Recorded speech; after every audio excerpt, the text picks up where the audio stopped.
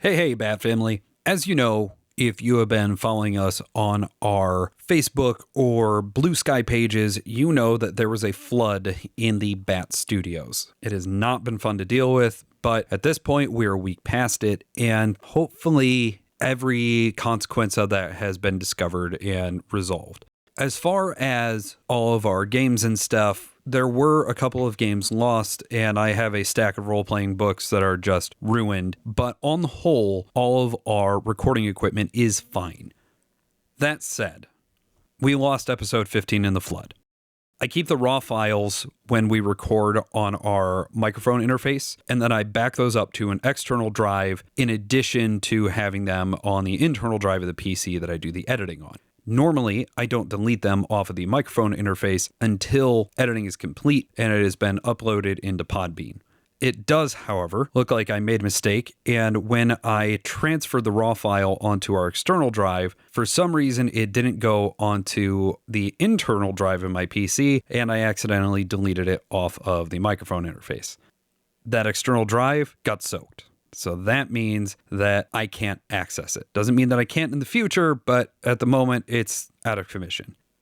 So, unfortunately, that's the consequences of the flood as far as affecting the podcast. What you were about to listen to is episode 16. We recorded this at Jason's place as a backstop a couple days after the flood occurred, just so that way we had another main episode to come out for later in the month. Thank you so much for sticking with us through all these first-year growing pains. It's been a wild ride, and if everything goes according to plan, in 2 weeks, you're going to see the new episode 16 deploy, and there won't even be a gap of something, and I may even come back and just cut this portion out of our episode 15 right now. As far as the original episode 15, like I said, I'm hoping to be able to retrieve that. If not, we'll just end up re-recording and we'll put that out as whatever episode number it should be at that point. Regardless, please enjoy this episode 15, 16 thing, and we will catch you on the next one.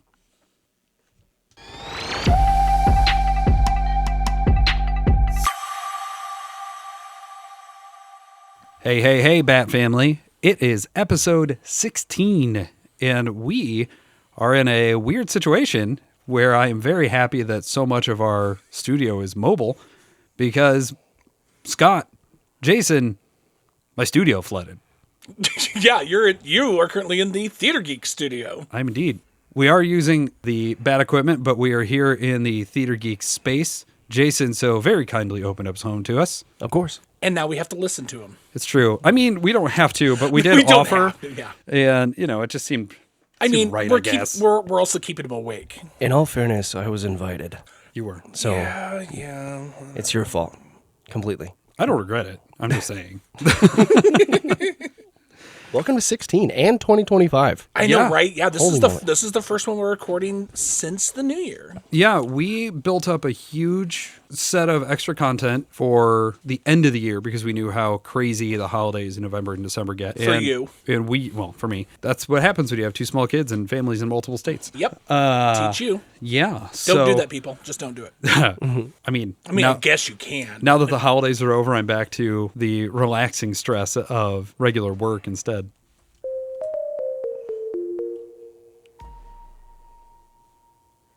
Alrighty, it's time to talk about what's on our table. So, we had the holiday.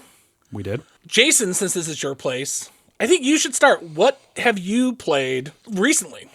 Well, I've got to go ahead and jump on a couple different games. We got to go ahead and play Aeon's End Legacy as part of Theater Geeks, as well as the Avatar Aang's Destiny deck building game. So we had 2 deck builders that we got to throw down. And finish. Yes. I gotta say, Aeon's End was grueling. That end was rough. It is very, very tactical. And depending upon how many players that you have, it can be very, very ouch when you're playing. Trying to go to make sure that you keep Gravehold alive along with all of the other players, because if anybody goes down, it is near detrimental. So yeah, that was a rough game. Yeah, we got to go ahead and throw those down. The other cool one that we got to play, because I really hadn't played it before, you guys have talked about it a lot on here, is Flamecraft. Oh, very nice. So good. I've been playing that recently as well because I've been doing some playtesting with them for the new stuff coming out. But yeah, just an excellent game. Yeah. There's another one that we started putting on the table. Didn't quite get to play a lot through, but Weirdwood Manor is another one. That's right. We started. Have you finally tabled that? We put it on and we got to go ahead and get through a couple rounds before we had some other content we had to go ahead and record. Sure. But we got to put it down on the table. I will say it is a big table presence with just the gigantic multi-layered kind of clockwork that you get to go ahead and use. So the hotel we stayed at for Gen Con, I walked down one night, I don't remember which night it was, but there was one of those tables in the cafe that they were playing that, and that rotating board just looks so cool. It was such a neat mechanic. It is very, very neat to see what they do on how you turn it left to right, because essentially what it is you are spending parts of the day to be able to cast spells or to do actions. But the hard part is you have to match them up in the correct way because, for example, you have morning, midday, and evening. If you are on evening and you are going to play another evening action, you could take an entire day's worth of property for you. So you are weeding out a big portion of your time to be able to lock down the bad guys. Interesting. So it can be very costly, and you have to be very tactical with how you play your parts in the day, and then also make sure that how you spend those times kind of synergize well together, because there are certain actions that have these synergistic things that if you play one during midday and one during evening, if they have the same kind of half moon representation on each card, then you get a bonus for it until you clear off your space. Yeah, it was a really neat mechanic that we've seen in other games where, you have the half symbol, so you're trying to match those symbols if you can. And with the couple rounds that we played, we were able to pull it off, but man, I'm looking forward to actually getting a full playthrough of that game. Yes, there is a character I think you're really going to like in there. Nice. There's a couple of them that have some very interesting and unique abilities. Most of them are kind of fledgling mages or protectors of this manor. The really cool one that I got to go and jump on, he's actually more of like a thief. So he doesn't start off with any magic, but he has this thief's gauntlet that allows him during combat to steal one of the enemy's attacks right off the bat. And then if they have an attack during combat, he could steal that as well. That's cool. Weirdwood Manor is based on an IP of some kind. Is it really? I think it's a comic book. I'm not 100% sure. Maybe it's a series of young adult novels, but I know it is an IP game. Really? I was playing more like your classic Harry Potter type wizard. Mm-hmm. And my abilities were totally different. And it was just really neat to see us moving around. Like my ability was to be able to get through the board easier. Like I could literally go like through a wall. Yeah. I'm basically like, I'm going to spend this so I can just go to this space, even though there's not a connecting door to it. There's a really ambitious, but not very good game that came out, I want to say 2015, 2016, something like that, called The Dataless Sentence, where you are on this like alien prison and you are trying to make a prison break, and the board has 3 or 4 different levels that all rotate, and the doors have to line up, and the escape fence, and whatever it all was. I remember it being, like I said, ambitious, but deeply flawed. I'm happy to hear there's another game that uses that rotation mechanism, and hopefully we'll do it well. And it's very similar when it comes to when you rotate. There are open and closed doors that go ahead and make a difference, because sometimes when you rotate, you'll open a door for you that really helps, or sometimes you might be able to close a door on one of the bad guys so they can't come and attack you. Nice. So it's really tactical in a really cool way, but also it is based off of not just a young adult or like kids book series, but that it looks like there are some apps that you can go ahead and use via tablet to be able to go ahead and see some of the other content that they put out. It looks like a little video series. Nice. Cool. That's very cool. What about you, Mark? So, end of the year, I ended up playing a lot of solo games where I was able to... There wasn't actually a ton of like family gaming that happened. It was just kind of a weird year. Well, I should say not a lot of hobby gaming. I played what seems like hundreds of games of euchre. Just so very much euchre. Welcome to the Midwest. Yeah, I mean, look, we had a euchre tournament on both Thanksgiving and on Christmas. So, I mean, nothing wrong with that. They were 8 people tournaments, so we were doing it all day long. Yeah. I wouldn't be upset with that at all, though. No. Well, when you have my card luck, I saw a lot of 9s and 10s. Good helper hands. Wait, you have bad card luck and bad dice luck. What do you have good luck in? Have you seen my family? He has better dice luck than I do. That's true. Yeah. I'll tell you that. My dice luck is do. awful. I have better dice luck than you, and I generally have better dice luck than Jake, but we're all in the near bottom of that pool. Yeah, Scott, you're definitely different when it comes to how good a dice luck you can get. I try to avoid dice games. I love dice games, but I try to avoid them because it's like, I'm really sorry, but I got the thing again. The other stuff, I try to do a 10 by 10 challenge every year. I'm pretty sure I've mentioned it on an earlier episode of this, where I would play 10 games 10 times throughout the course of the year solo, just to dig in, explore them, just have a good reason to go back, whatever. It was inordinately hard to do that because a bunch of the games on my list became larger games. So it ended up getting converted into a 20 by 5 instead of a 10 by 10. And I managed to pull that one off, which I am very proud of. So 20 games 5 times. Yes. So I still had 100 plays, but it was of 20 games fewer times. Okay. That's not bad, though. So I got some more Petrichor in. We know how much I love Petrichor. Yep. You've talked More about Final Girl, more Siberian. I played a bunch more Sentinels because Sentinels is so dang good. And I played, honestly, I still keep going back and playing Tend. I cannot wait for that final production copy because Tend is so stinking good. I can't wait to see it. I don't really like flipping rights. I like Welcome to and Super Mega Lucky Box and 10. Yeah. Like, I keep going back to 10. There's one other game that I played a ton of, but I'm going to save that until we get into our table shelf and trade. So, Scott, what have you been playing? So I got lucky this holiday, and I got to have Friendsmiths with my group down in Fort Wayne. We actually went down to La Fontaine, to my friend Jessie's house. She actually housed us for the weekend. So, like, we were adult sleepover. And she cooked tons of food, and we played tons of games. And the ones that I'm going to talk about, my table shelf for trade, I got those. There's those. But the ones that we had probably the most fun with, we played Libertalia. Oh, so good. I was so excited when that made your top 10 as well. On our sneaky little top 10 episode. It's a good game, and currently it will be in my top 10 for quite some time. I don't have anything like it right now. There's not much like it. No. For as modular and flexible of a game as it is, there are plenty of other, simultaneous play, pick a roll type of games, but that style of everything being so variable but still so tight. Yeah. Very few things like it. We played Flip 7. Yep, played more of that over the holidays. We played This Should Shock No One, Message from the Stars. And we played it, I did it in group of 2s, and then we did it as a group of 4. I remember the one word was tittle. Yep. T is the trust letter, A is the amplifier. So I made it tittle because it was E that was a trust letter and T was a multiplier. And so I was like, how the heck did we get this high of a score? And I'm like, because T is a stupid amplifier, guys. And then like all of a sudden they realized it, and then they went, oh, we need to go back and do all the algebra. And then they were like, oh my God, this is such a good game. And I'm like, yeah. Would you believe it actually did get carried to my holidays? It didn't get played, but I actually did bring it. I was really worried that they weren't going to like it, but no, they end up really, really liking it, even though it was super thinky. And then we got to play River Valley Glassworks. So good. And I won both of them. I felt bad that I won both of them, but I mean, it's just how it worked. And we played other stuff, but that's on the list. I really feel like River Valley is just like board all the time MVP for how much we've played it and talked about it this year. Oh, yeah.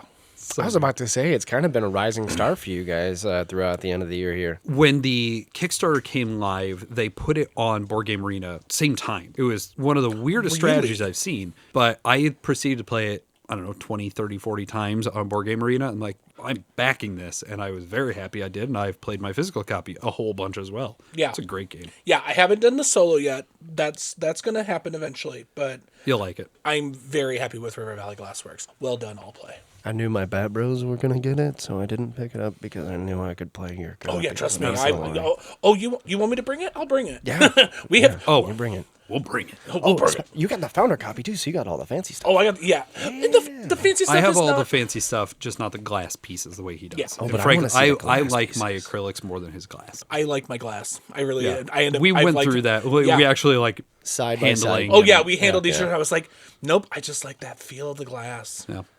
Yeah, I could definitely go ahead and see that being a kind of a texture or maybe like a sight thing being... Did they ever replace the one set of glass ones that had the glitter in them? I didn't ever contact them to... You didn't care? I didn't care. I ended up not caring. In all honesty, I bet you that I bet you when we go to Gen Con or Origins, they'll probably be there, and you might be able just to purchase them, and maybe I'll purchase them. But right now, super happy. You did jog my memory when you started talking about euchre and whatnot. Yes. Another game that I got to play, I actually showed it to you earlier, and I just completely forgot to mention it.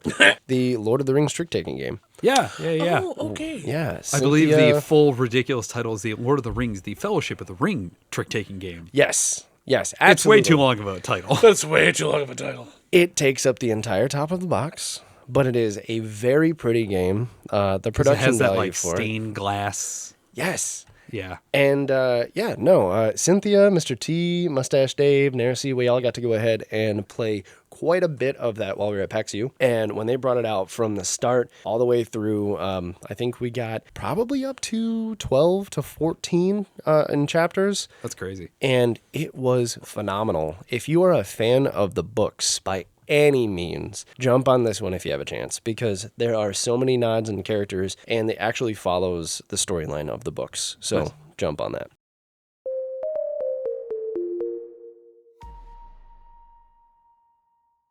We are going to move on into our topic of the week. This is a fun one for me because, well, we were just talking about River Valley Glassworks. Our topic of the week this week is games that have replaced other games. So things that you used to play, or maybe they had a place in your collection and you played something else, and either immediately or over time, whatever, you just looked at it and said, yeah, this is the one now.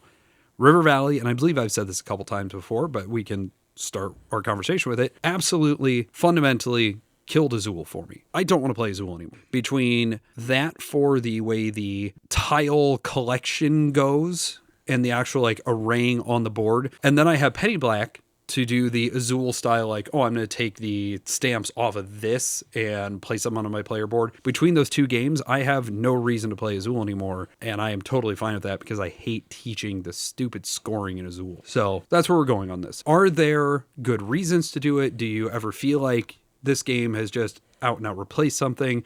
Do you go through that? Scott, I know you are actually starting to cull and replace games, so it'll be an interesting conversation because I know your collection, Jason, is in a much more like building up, whereas Scott and I are eliminating out more frequently than not. Yeah, mine's very established. Very much so. I have collected things. I'm very particular about things that I normally get, but one of the nice things is that you guys have also helped kind of up the collection a bit, especially with Scott and Mark being able to kind of call some of the things that maybe they aren't enjoying as much anymore, but they definitely know my style of game, so they've been gracious enough to go ahead and bring them over to my side. And a lot of those games we have either played before or games that they already saw was kind of my niche and were like, I think you're going to enjoy this game, and I'm just not bringing it on the table anymore. So there have been a couple of those that I've been able to bring up. I will say, though, there are a couple of games that I've had for quite some time that I have just started kind of cycling out, and they just kind of stayed on the shelf. I could get rid of them.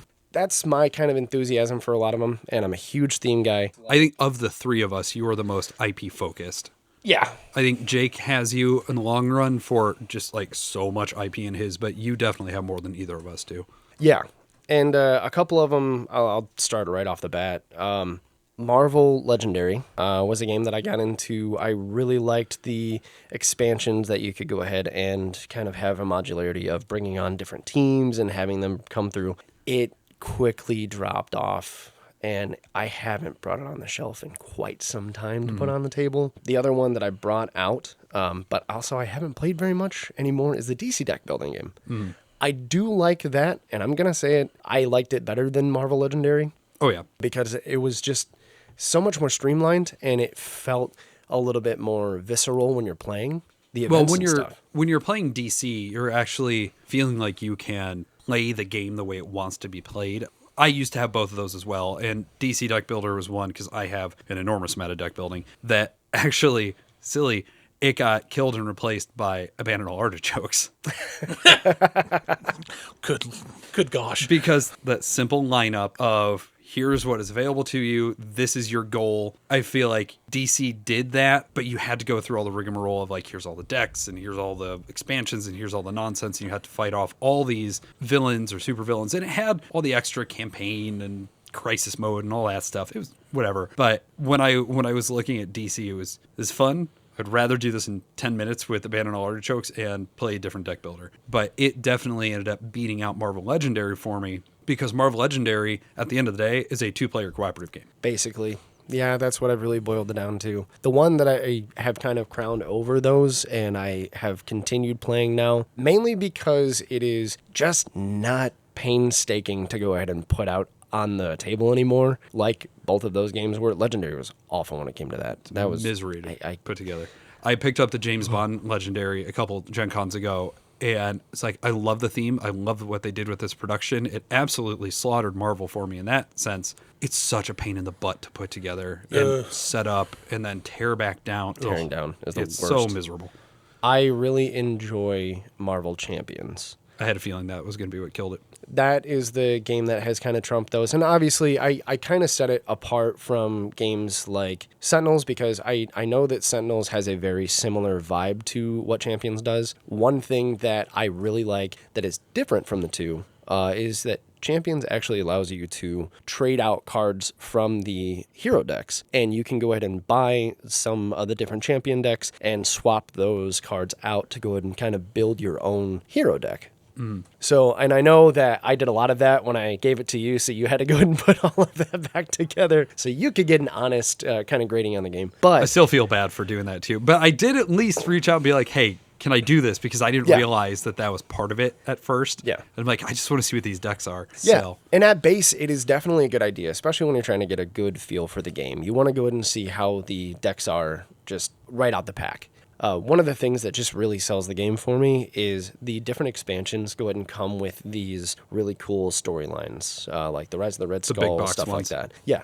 And they come with a lot of cool heroes, which are neat, but the storylines are almost kind of like a mini legacy. And so you get to go ahead and get new cards. Everybody gets to have a new powerful card that they get to add in pretty much every round. So it was really neat to go ahead and play through those and kind of have, similar to like Aeon's End, different bad guys to go ahead and play and different strategies. I've only played it a couple times, and frankly, I wasn't a big fan of it. But it sounds like you were able to take kind of that mechanism of what are we going to set up during Marvel Legendary and then actually change that out for the pre-construction of your deck. So that way when you went into it, you were essentially playing it scenario-wise the way you were. But so it sounds like a fairly direct one-to-one replacement for you. Yes. Yeah, it was pretty flat out going to be that. I just like how it is almost a nice marriage between what Sentinels does and what Legendary does. It puts it together in an interesting way, and it makes it that it just sings a little bit better, and it's so much easier to go ahead and put it out and take it away.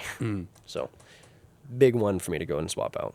Yeah, even think about me with Legendary. I mean, both the Harry Potter Battle at Hogwarts. Ultimately, that's what kicked it out of mine. And then Avatar, the Legend of Aang. Like, really, even though I know absolutely everything that goes off in both those games, I'd rather reset up the box as if I never touched it and go back through either of those instead of playing Legendary. And it's Legendary sitting in my back bedroom, collecting dust. And I've got so much of it. And so here's a question that, frankly, could be a topic of its own, but you've now listed 2 versions of a game to replace this third one. So would you say that Avatar has just replaced Harry Potter for you as well? Yeah. Or okay. Yeah. The extra mechanics that they brought into Avatar, I love Avatar more than I love Harry Potter. The adding of the ship, the adding of having the 4 different types of bending. And you're sitting there trying to get the benders and then having those focuses. And I mean, this is the fun of doing this unscripted the way we do, I suppose. Yeah. But essentially, Avatar takes advantage of an extra, 6 years of experience in game development that the Harry Potter team didn't have. Exactly. Even if it's the same team, right? You know, that's a fair amount of time and design. And in between, they did the Toy Story one, and the Toy Story one did not, like, I think that they tried, it just did not sit well.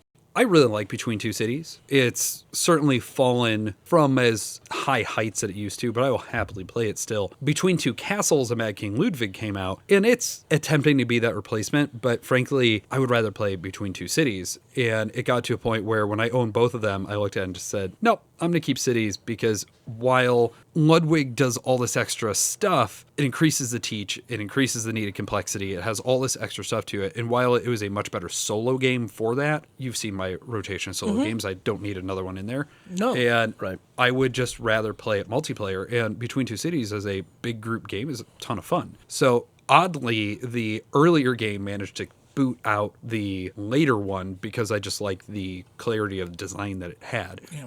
When I think something like that, you guys have talked about before, just like Betrayal. And you've mentioned the preference of, I think, second edition over third. Oh, yeah. So that's definitely been a thing before. But I do think that OP definitely capitalized on what worked and what didn't work from the previous iterations and made Avatar sing pretty well. So if we're looking at why a game boots another one out, why it gets replaced, do you look at it on a theme level, or are you looking at it as these two games do things very mechanically similarly, and if I'm going to pick it, I'm just going to play this, or... For me, it's like, okay, well, in fact, one is actually in my table shelf and trade for this episode. Both these games do the mechanic the exact same way, but I have more fun and the game's more enjoyable with this other version. Yes, both of these belong on my table. I want to play that one way more. Sure. And ultimately for me, that's it. Do I have more player interaction? Do I eliminate the negative responses of certain things? Because some games, of course, you have that negative player interaction. Does it eliminate that? Does it change the mechanic of how, it's like, oh, they just tilted it slightly to make it more enjoyable. Ultimately for me, it's like, at the end of the day, did I have more fun playing this one or this one? And obviously, we're going to pick the one that gives us the more enjoyment. Sure. I think for me, it's definitely going to go ahead and be more of the mechanics that really go ahead and sell a game over the theming of it. Because a lot of the times, I'll go ahead and pick up games that I enjoy the thematics of it, especially for a lot of the animation or some of the pop culture stuff that I'm really into. But if there is a game that hands down takes care of all of the itches that I need to scratch above that theme, I will play the mechanics to be more pleasing than I will an IP, for sure.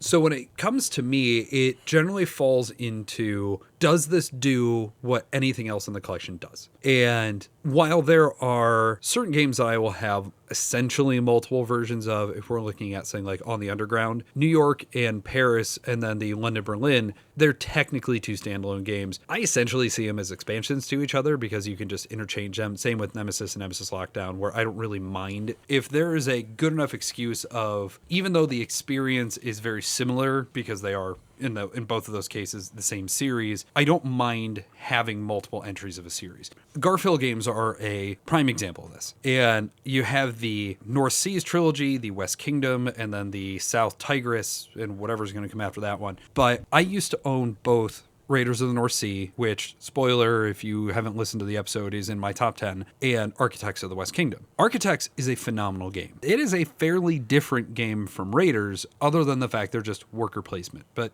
that's not really a useful terminology to figure out what something is anymore because there's so much variation in worker placement at this point. Yeah. But every time I sat down to play Architects, and I think it helps that a lot of the symbology is very similar to each other. The art's the same designer, all that stuff. Every time I would pull out Architects, I would just sit there and think, yeah, but I could be playing Raiders. I just want to play Raiders. Yeah. And when you're looking at the Matago, I guess it's a tetralogy now, but I've never played Yucatan. But I wasn't a big fan of Kemet. Kemet was okay. I felt like I was always spending much more time buried in the what tiles are available than the actual combat and area control. But I used to own Cyclades and Inish and really enjoy both of them. But it ultimately broke down to, while I like both of these, neither one of them comes out anywhere near enough. And my group doesn't ask for them. So if I'm going to pick one, I'm going to play Cyclades because I really like bidding games. And so I'm going to pick that one. And so Inish ended up leaving because while mechanically they were different enough, one is bidding, one is drafting to figure out all the combat, if they operate in that same space of who are the people that are going to play with it, that's what ends up replacing something for me. Which makes complete sense. Yeah, in all honesty, there's a lot of games that I probably should be calling out at this point because a lot of them I might have picked up early on and were like, ooh, this is some really cool artwork. Or, oh man, I really like this IP. I want to go ahead and jump in on it. And I look at them now. Some of them that just don't do what I want to anymore. Like, we used to play games like Flux and stuff all the time. And I would love playing all the different types of Flux because when it first came out and all of the different experiences, I'm like, oh, this is really cool. I have a couple. I never bring that game out onto the table anymore because there are just other games that are easy card games to go and bring out that just scratch that itch so much better. See, Flux is the game where it's like, if I know I'm going to the diner late at night, that's when I want Flux. But when you sit there and think about Flux and how that game, but I want to play a quick card game, I would much rather play Antidote. Yeah. Because I just enjoy the player count for Antidote. But the whole thing is, do I have that many people? Yeah. But still. Because Antidote, you really want 5, 6 or more. Yeah, you want a bigger Want a group. bunch. But I mean, but it's still, it's one of those things like, oh man, I wish we had more people because then I could be playing Antidote. Yep. And it's just that easy. I mean, me with my word games, I used to love playing Letter Jam. I have all the stuff for it. Got all the nice hard. Yeah, you did this on a Table Shelf and Trade not that long ago. I think? Yeah, and now I would. Or an Archives. You've talked about I've it. talked on the about it. podcast. Yeah, and now it's totally Message from the Stars. Love my word games. Letter Jam sits at the bottom of a pile. And so I think that's really what the genesis of the conversation was, right? Of there are so many great games out there. If we're going to try and bring this to a skidding conclusion, it really does break down to, for me, of what does this do? Does this do something that another game does? Which one gives me the experience I enjoy more? And most importantly, do people ask for this one? Yeah. Inish is great. Never got asked for. Yeah, I want to have fun at the end of the day. I want to be thinking about the game that I'm playing and only the game that I'm playing. If I'm playing a game and man, like, oh, this does it like this thing, then I should be playing that game. I don't inherently agree with that because when you look at a game like Ark Nova does nothing original. Absolutely nothing. Oh, yeah. But the melange that it puts together is so good that even though I can sit there and see like, oh, this is doing that, that's fine. But I mean, if it makes me want me to, if I'm sitting there thinking really about, oh, I'd rather be playing that game, that's where it falls. I forget, were either of you fans of the Pathfinder card game? Yes. Okay. Not really. See, every time I sat down to play Pathfinder, I would just rather role play. Why am I wasting my time playing a card game? Well, if the option is playing a board game or doing role playing, I'm always going to choose role playing. But I'm saying in that that is the prime example in my head of why am I doing this? I could just be doing this instead. And in that case, it was essentially a 1-to-1 replacement. Right. But yeah, for me, I really enjoyed the Pathfinder card games. I will say, just to posture apart from that, I do tend to try to think more strategically with who is in my game group. Sure. So if there are games that are maybe very close in their satisfaction and how they play, I will definitely go ahead and keep a game like, for example, You Have Just One. I love that game. Phenomenal game. We always play it's it. such a good game. Yeah, we have played a couple games that are very similar to it, and how you brought the aside for Captain Obvious. Captain Obvious is sitting on my shelf right now, and that is something that I will hands down go ahead and keep over here for us to play. Yeah. Because I won't have just one, so that depending upon where we're playing at, we might be able to go ahead and play your game from just one, my game of Captain Obvious. The game that I would be bringing up we're going to talk about party games because I haven't played in so long is Gift Trap. Such a fun game. You did talk about that on the podcast. I did talk about it on the podcast. Yeah. It is one of my oldies I love. I think that's an interesting kind of side thought because I mean my collection has been built the same way for what game for what purpose for what group, that type of thing, but it is something that, and you alluded to it at the beginning, of if we are calling something, we know that if we call it over to you, A, it'll get played more because it's something we know you like, but B, we still have access to it. Yeah. So it's not a huge deal if you've got it or if one of us has it, because we all frequently say, hey, can I borrow that? So Yeah, and I think that's the nice thing is about especially our group. It's like, I don't enjoy this. I know someone who will. I'm just going to hand it off to them and be like, Merry Wednesday. Yeah. But Merry Wednesday. It really is that same, like, I've got just one. You've got Captain Obvious. We don't need both in one collection because we have access to it. Exactly. So, It's perfect.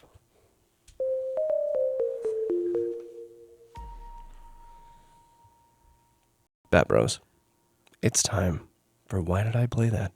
My favorite segment to go ahead and hear you guys just throw things at each other.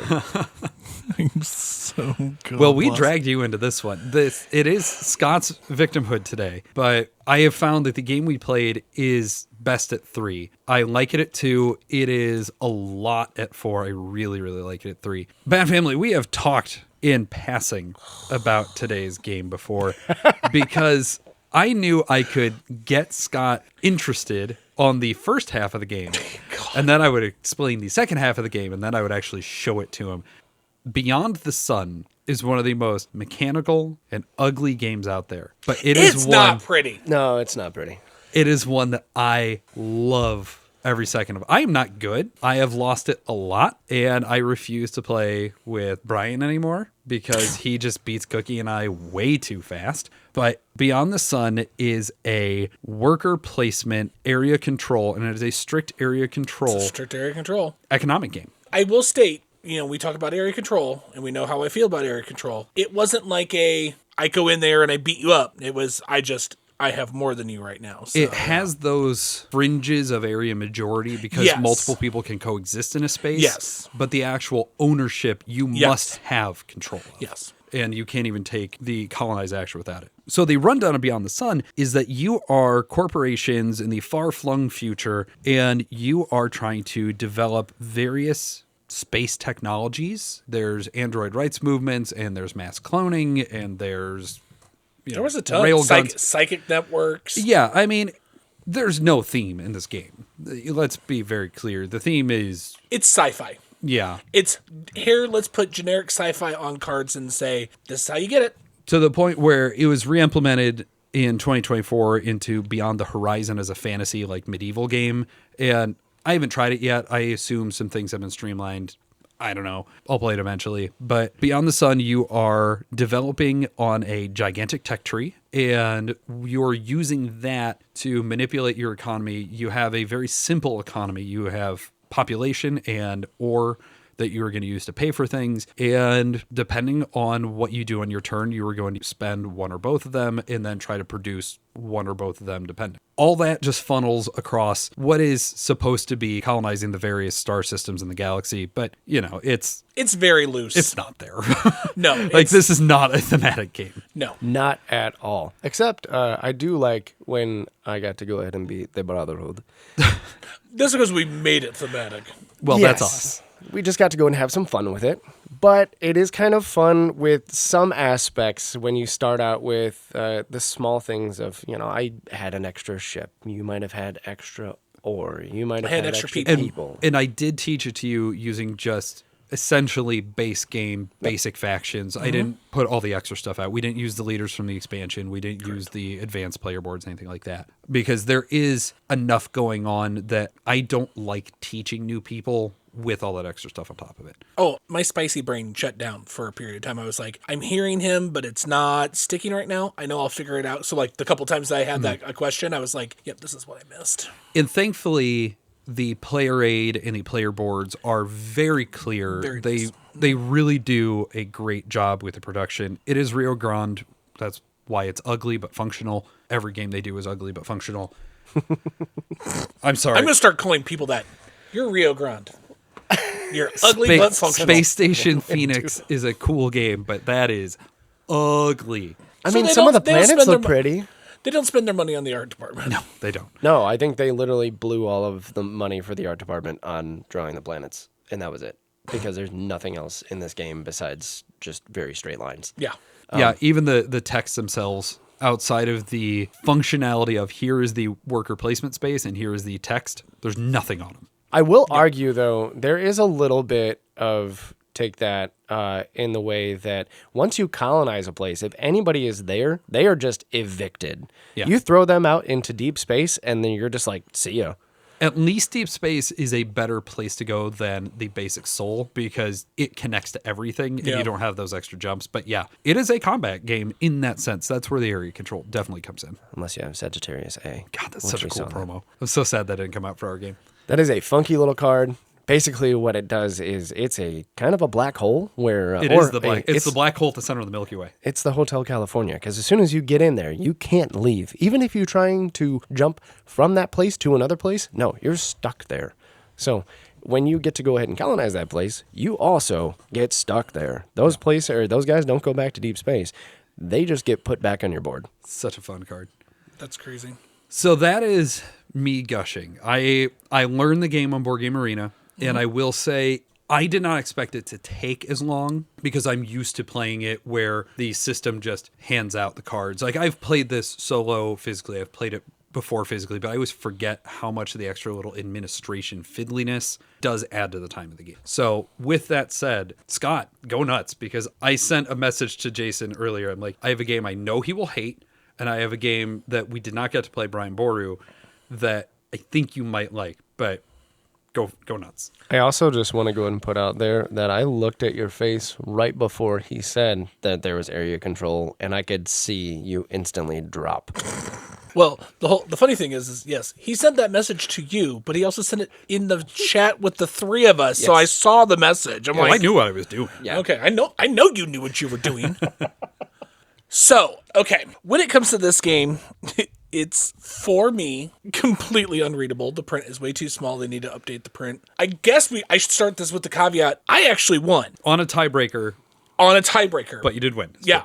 It's still a win. It is still a win. Absolutely.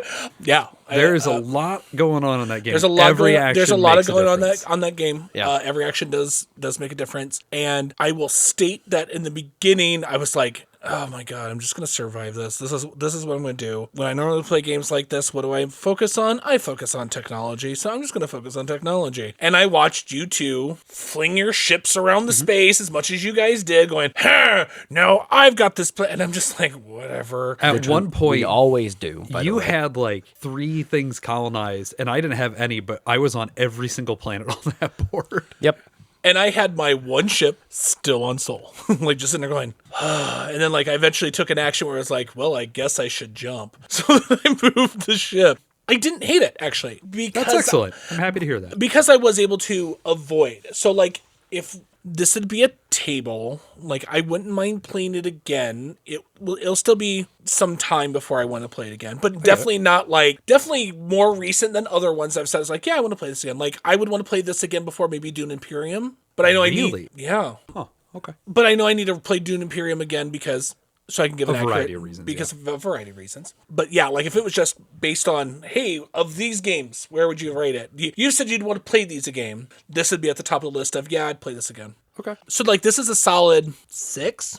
Okay. That's not bad. Almost 7. Almost 7. Wow. I generally give this a 9 because I think the production for what is there, I think, is very strong. It's all very functional. As Yeah, we said. yeah, it's very functional. But yeah, I mean, there's like, definitely fiddliness and length issues. But on the like whole, where I was sitting, I couldn't read a single card. yeah. I will say there is a lot of empty space in those cards, and with how much table space that this does take up, I would say the font definitely needs to be bigger if they do a reprint. Fill up those cards, please. Yeah. Well, I think the problem is you're going for unified components, right? But there are some of those cards that are just text dense. And then because they have a 3-step immediate benefit, and then there's 2 or 3 actions on them, and then you have the card that's, you do this. This is a step in the tree.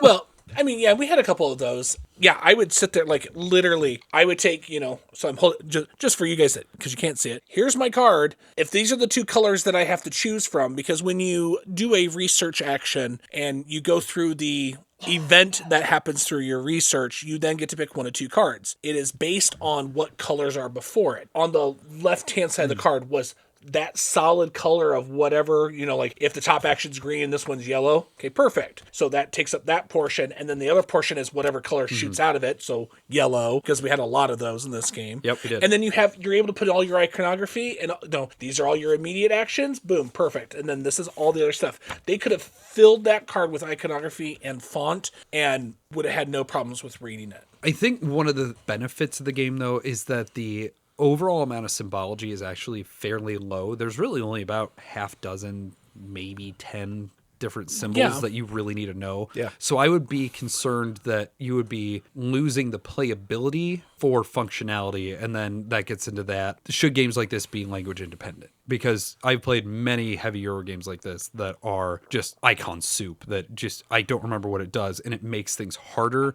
because now I have to remember all the differentiations of all the iconography. I mean, I don't think they need to add any more icons. They just need to make it so I can read it. Yeah. It just needs to be readable. Because, I mean, Jason has better eyesight than I do. And I know he was... There was a couple times I was kind of looking over the table to read something that was on the far side. Yeah.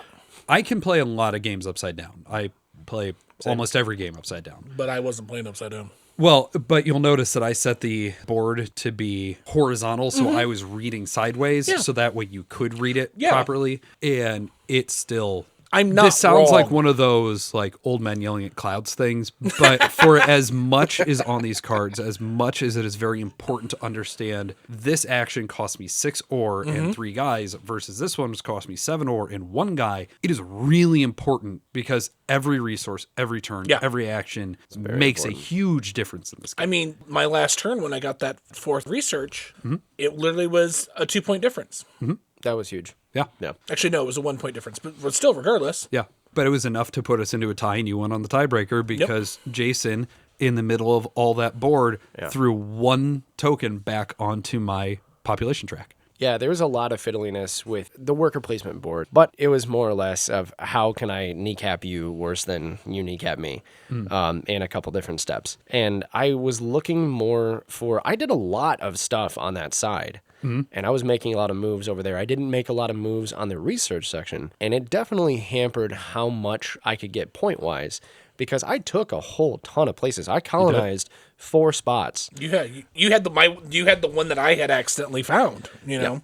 And I got about 22 points for it. But doing all of that cost me so many points over on the research side that I think overall, I think research is a lot more powerful to be able to build up, especially earlier on. It depends on what technologies are coming out. That's fair. But I mean, I think You have to have that. You have to have the balance. Well, and I think it's interesting that I had most of the level 2s. I think I was missing the top 2, and I had half of the level 3s. You didn't even have a single level 3. I didn't have any level 3s. I had, And you only had like 2 of the level 2s, two or but three you level still 2s. made a heck of an impact not going that way. So I think the game does support pick a path and you can win either path. I think it's important to interact with both. I don't think you can just throw it away because ultimately your 1 point was that I decided to go somewhere else and I let you keep the one. I kept the one station, and then I was able to. My last move was to jump over to the one planet that had nothing on it that gave me my 2nd point. Yeah, exactly. And I was going after his planets, and so because Jason and I just go after each other in games anyway. Yeah, it tends to happen a lot. When the 3 of us are. But I think that's the thing is that what happens. even as little of a strategy as you put towards that board, it was very impactful. I mean, I will state that the strategy was. I mean, because it's almost like how it happened in Last Light, which definitely this victory feels a whole lot better than the Last Light. But I knew at the time, and I was looking, I'm like, okay, should I go into this? No, there's nothing I'm going to really hit on really fast. I'm going to stick with technologies. I'll swoop in when I know I can swoop in to at least give an impact of making you take back a token or making you take back a token, figuring out between the two of you who I felt was the bigger threat, which of course, looking at you, following me on the tech tree, I definitely meant you were my bigger threat. So because you cut me off the knees by that one turn, and that is the way this game always goes for me. I mean, it took me 4 rounds to be able to pull off that 4th card, but I got it because you said it's a hard one to get. And when I got my turn 3, and it was the one that was supposed to get 7 ore and just lose 1 dude, deal. And so, yeah, no, I did. I was just looking at him like, okay, do I need to worry about him? And you just kept doing enough stuff to him that he would do a little bit to you. And I was just like, cool. They're not like going at each other like you guys did in Last Light, but you did went after each other enough because that I didn't have to. What our strategies needed, we kept intersecting, which is, I think, a great portion of the game design because it's bringing naturalistic player interaction without it feeling forced. Yeah, I knew with you guys going the route that you guys were going, I could wait to hit that military tree until I was ready for it. And I did. I waited until I didn't get the laser thing until halfway that was through a the passing game. fancy for you. Oh, it was. It was like I was like, okay, well, I guess I'll take this. This gives me points. Yeah. But it allows me to do this jump, so let me do this jump. I'll just take care of it right now. Okay, cool. And then just kind of went about my business and no one batted an eye. But yeah, no, because when you look at the back of the box and when you sit there and you hear the mechanics of it, you're going... And you feel the box, which is... Oh, yeah. That is a heavy box. She heavy. But it is packed to the top. Like, they did not waste any... No. While they wasted all the space on the cards, they didn't waste it in the box. Yeah. One other thing for the cards, I didn't obviously I didn't pay close enough attention to the research cards, obviously. But on the research cards themselves, there are different arrows to go ahead and show the different color spans. And I know that's one big thing that we've talked about in the past is being good visually. There for are color symbols for impairment. each color. That's what I wanted to make sure of. They especially did set that up for color impairment. I didn't get to look closely enough at the colors to see if there were symbols there. There are. I wanted to make sure, because that would have been a big ding on numbers for me. Yeah. Oh, yeah. Totally fair. I would love to see another edition of this. Well, so that's an interesting question. And Would not- you not- rather see a second edition of Beyond the Sun, or would you be interested in seeing what Beyond the Horizon does? Because there is essentially a second version of the game. Maybe. I'll be honest. Beyond the Horizon, like you were talking about it being, medieval fantasy, but I've got other medieval fantasies that would hit me more. Like, it's another one of those things of, okay, if I'm going to play medieval fantasy, I'll just play D&D. Where this is space, and so the theme is going to get me. Sure. It's going to be more intriguing to me and wanting to play a space game. So I would, because the whole thing is that this has got such good bones. It's a good game. And for a first design, Dennis K. Chan has never designed anything, at least published, before this one. And his only other design is Horizon. So I don't know what else he can do, but this game, you want to talk about strong bones. Like, Yeah. It does have a very good structure to it. Yeah, I would be very intrigued, but at the same time, I don't want to say pessimistic about checking out Horizons, but going into like a fantasy aspect for that, being introduced to Beyond the Sun and it being outer space or interstellar travel, I don't know how you pivot well to make it work for medieval fantasy style. Yeah, because you're going the different direction. Yeah. Right. Like you're going in the past. You'd always think like Beyond the Horizon would have been the first game, and now we're going to the complete opposite side, Because- which is future. if nothing else, that cover really is extremely evocative. It's a great box cover. It's a very nice box cover. That's the other portion that they spent most of their artwork on. They spent, true. they spent It's all all the, right there. They spent all the artwork on the cards and then the watercolor planet. Yeah.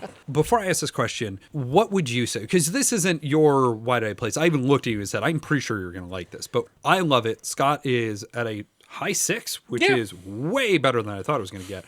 Where would you land on this? I actually liked it quite a bit. I think that it has a lot of the same kind of mind mechanisms that turn me on, kind of like how Wingspan does, where after playing games for the first time, when we played Wingspan for the first or second time, you look at it and you say, oh man, there's so many different things that I could do with this. I want to play it again to see how I can maximize my play style.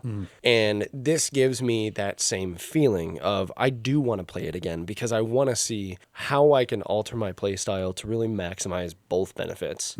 Because it honestly is area control or research. You have those two things, and how you balance those is markedly important. Yeah, I mean, there's not like 18 paths that you can go down. It's really the two, but the weighting of them can be done so differently from each other. So Yeah, and I don't think there's much of a difference when it comes to the different factions on how you start, at least when it comes to again, we base only game. played the base. Right. So the basic boards are very straight down the line with each other. When you switch into the other stuff, they have different powers. Some of them have extra action spaces. Their population cube arrays are all different from each other. It's a huge game. Like, it's a big difference when you switch to the advanced factions. Now, when we get into some of the deeper like faction content, I think that would be where it sings for me. Because I'd want to go ahead and have those to make my brain burn a little bit on how I want to put this game together. Sure. And I know you have to go ahead and have a certain amount of, all right, what are my friends doing and where are they going with it? I didn't do that at all for this one, really. I was more reactive than anything. I frustrated you on that one planet a lot. Man, there were two times, like several steps where I was like, oh man, I'm doing the same thing and I'm burning like 3 turns to go ahead and take this darn planet. What am I doing? I was just trying to get my discs out. That's all I needed. But yeah, no, I really enjoyed the game. I think that there is a very good sense of replayability for it. I don't know how much I would want to play over and over again with the same exact people. Because I think, again, when you think about your player style and how that kind of comes together in these games, I feel like the replayability with the same exact people might be a little dry. So adding in the stuff after base game is going to be huge. There's not a lot of luck in the game. Where there is some, because what's going to come off the deck when you go to research, a lot of what's done is player driven. So if you're playing that same meta, and I had a group that the 3 of us played it, I think it was like 30 times. And we really liked it, but I honestly think that is why Brian was able to just run away from us, because Cookie and I would just run after each other on the planets. And basically we would do what you and I did. And he would always use it to our detriment. So I think that's a fair critique. All right, guys. So we have went on about this longer than I expected to, and I really enjoyed this game. I'm happy that we came out of it with the experience we did. Where did you think I was going to put this game? I thought you were going to put it at a 3. Oh, okay. Like, I really didn't think it was going to come off of your starting area control, because I knew even if you didn't interact down there, it is such a heavy economic engine that you and I can both react very badly to those. And I thought you were going to react much worse to it just from that. And then you put in it's ugly, there's no theme, there's all the complaints we just talked about. But yeah, this is one of those games that the mechanisms outweigh the theme for me, and I don't mind. One of the big things that brought it up specifically for Scott is that the area control portion isn't as heavy weighted as a lot of the other games that we have played before too. Like, there's a lot of area control games that if you don't take those important areas, you're kind of out of the game. I'm going to make Scott play Cyclades for one of these eventually, because I am very interested to see... I'm bringing back... I love cats. Whatever. No, it's good. But because I think I'm interested to see your reaction to Cyclades, because it's a bidding game. Okay. At its heart, it is a bidding game where you are trying to move some troops around and then you roll some dice and hope for the best. So there's a little bit there in a way that I would never put Kemet in front of you, because Kemet, you are literally 2 spaces away from everybody, no matter where you are on the board. You are in your face, area control, killing stuff constantly. I think one of the things that I have had fun with this series with you for is, I think you used to hear area control or area majority, and that's the game. And we're seeing how many shades of it can be put into things and kind of your tolerance for it. Because I think we have discovered you actually don't mind area majority. Yeah. You just don't like area control. If the majority of the game is I have to be explicitly going after people, I'll do something else. Thanks. This I was able to strategize if and when I wanted to attack. And I did. I colonized one planet. You left me alone with the one thing, and I was able to move over 2 spaces to get the other. And I was perfectly happy with that.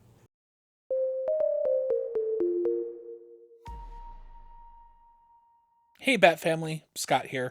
Join me and my friends for a weekly live play tabletop storytelling game on Theater Geeks Twitch channel. Check out www.twitch.tv/theatergeeks on Sundays at 4 p.m. Eastern Time.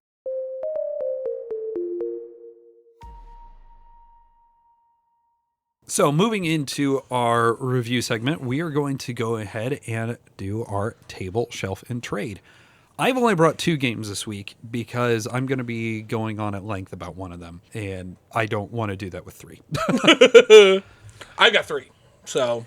I threw 3 out there. Well, I will say I have one that you're going to wonder why I called a shelf, but I do call it a shelf. And then the other one, man, I think it's just a trade. So we can start wherever you guys want.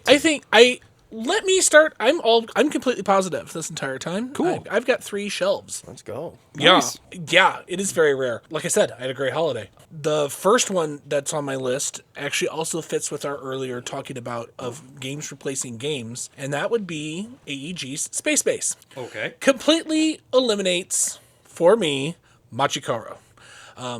I still like Machikoro. Machikoro, if you guys know it, is a very simple dice rolling, building a city, trying to get so many points before the other players. Space Base kind of takes out the whole, take that aspect of if I have a red building. Like, I didn't have any real negative player interactions with anybody. You're just trying to get as many points as you can. Ships are kind of nice. The cards, especially... they give you little sleeves They do in the command station. command station box, but which is pretty much the one everybody gets nowadays, from what I've seen.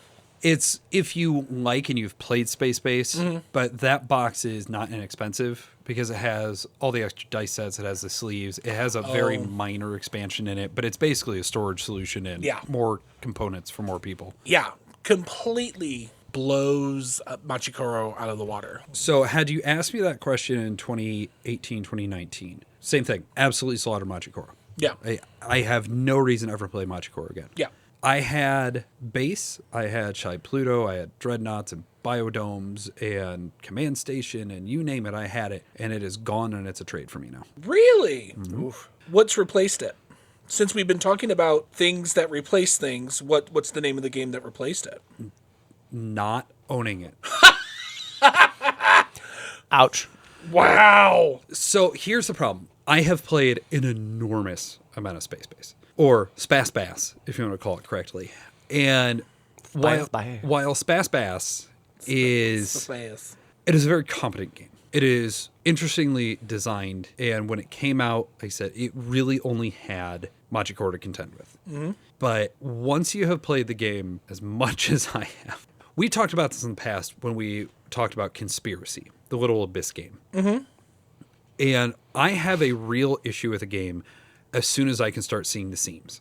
Beyond the Sun may be mechanical and ugly, but it all flows perfectly together. Like Jason said, I can go from one strategy to the next. I can go from one game to another and have it feel very different game to game because what technologies are out, what planets have come out, what's the player meta that I'm dealing with. There's enough going on. In Spas Bass, the unfortunate problem is once you know the strategy of you just load points into the red section in the low numbers, that's how you win. Like that's just, it is very fun to do the like, oh, look at this engine. I've made 40 space bucks this turn and it's super cool. And I am at 4 points. How are you at 39 already? I'm at 39 already because I have a 3-point ship on my 2 and on my 6, and we keep rolling 2s and 6s. So it's one of those that unfortunately for me, the strategy is so samey that I end up having the same experience regardless of player count, regardless of content. Gotcha. That makes sense. That's kind of how I feel about Machikoro. Because it's just like, oh, look, the same buildings are in the same spot every single time. So, yeah. The next one on my list was Fantastic Surprise just before Christmas. And I've been able to play this one solo, which was nice because that's one of the reasons why I grabbed it, because it was on solo play. The gang over at Plaid Hat delivered Wandering Galaxies. Oh, you finally got to play it. Early, yes. And so I got to play it solo, and it has a solo, like the new solo rules, and it's a lot of fun. Now it is still a lot to do by yourself because you're basically essentially playing 3 characters. Oh. And if you're playing with 2 people, each person has an apprentice. Sure. So you're playing 4 total characters, but it's split up between 2 people. Sure. So like Jason and I could play and we'd be fine. Wandering Galaxy, and remind me, this is the Crossroad game. It's in line with Comanauts and Gen 13. Gen 13, the Forgotten Waters is the other one that I really enjoy. Because it uses the flippy book. It has the flippy book, and then you're putting in numbers into, it is app driven. Okay. Which already strike against it for me. Well, the whole thing is what I have no problem saying about this is I asked for the book so that I didn't have to have the app. I paid money for it. I don't have the book and I'm like, that was $30, please. Yeah. So I'll be sending them. I already sent them one email. I have not heard back from them. But then again, we are just getting back from the holiday. Yeah, I really enjoy it. They took a lot of classic 80s icons. Those are the first player markers, and they have different sounds. Nice. So I just kept, Magic 8 Ball, what do you sound like? Ooh, Rubik's Cube, what do you sound like? The dangly dice, what do you sound like? I'm just like, There's enough differentials in the game that it's really neat, and it has a card catalog system, so it's like, hey, pull out this one, so then you find those numbers, and you just randomly pull one. Mm-hmm. So it's, there's 30 cards that are labeled number 20, but then it's always random. Yeah. And so, So it has a very Seventh Continent thing about it. Yes, very much so. And then the nice thing is that I pack it all back up. Jason and I play. We're done. I pack it back up. I can sit there and it has an individual code. I type in that code and it brings up and it tells me, hey, this is what my stuff is. That is really cool. So that's really nice. So now, you picked that up too, right? I had that on my list for Gen Con. I did not pick it up though. It instantly was eye-catching for me. The artwork on the box was really eye-catching. I really enjoyed looking at some of the mechanics when they had it on table. So I'm very interested in checking it out. But it was another one kind of like how we bounced off with Star Tycoon and whatnot that, Scott got it. All right, maybe I'm not going to go and get it yet. I'll see how it goes. And then, if I like it enough and I want to go and have it in my space, I'll pick it up. So I'm definitely down to try some Wandering Galaxy. Yeah. I can't wait to have other people play it. Or Forgotten Waters. God, I love that one too. And then the third one was actually a bit of a surprise. I just heard about this company because of It was given to, well, I technically won it. My buddy Steve. Everybody has a buddy, Steve. Yeah, so Steve, he does a lot of work with Renegade. So he's usually at the cons with Renegade. Always a great booth. Yeah. They're good dudes. Yeah, he's usually in the demo room with them. So like he's just like Jake. He has all the Power Ranger stuff. But he'll sit there and he'll search online for like, I guess maybe not estate sales, but it'd be like, hey, we're selling this big old bulk of a game, and he'll buy them really, really cheap. And so he brought, instead of giving us Christmas gifts, he's like, hey, I know I'm going to suck when I play some of these games, because we brought a good number of our collection. He's like, I know I'm going to suck this evening, so like, if you beat me, or at least scored more points than I do, you win a game. And the game I won was from Catmint Games. Sure. All right. It is the 2023 game called Sequitur. Don't know it. I know. I can't wait to bring it over sometime. So in Sequitur, Hang on. Do you want to bring it over to why did I play this me, or because you actually think I'll have fun with it? Because there's a big distinction there. Endless Winter gets brought up a lot. That's all I'm saying. I mean, That's haunting. honestly, I think, well, I mean, you're fine with word games. Yeah. This one's done very, very differently. Also has a solo mode, so hence why I know how to play this. And this, again, is another shelf. I love that I've got you playing solo. Shut up. You basically have essentially what looks like a Sunday boat, like for Banana Split. Sure. And you have a bag of letter marbles. And you reach your hand in, and you pull them out, and you put them in your boat. And then once everybody has those, everybody has the same deck of cards that has one of 6 actions. Basically, like, I can move the letters around, or I could discard ones. The idea that there are goals that get played, you can either keep them secret or you have them in the public eye, where you're trying to make words. And then, but you end up filling this boat full of letters. It ends up being like 8 letters that you have. And then depending on the word length and the complexity of the letters, that's how you score. So like my first time going solo, like they said, like a really good score is like 24. I had 21 just because I was able to. Way to fail. Wait.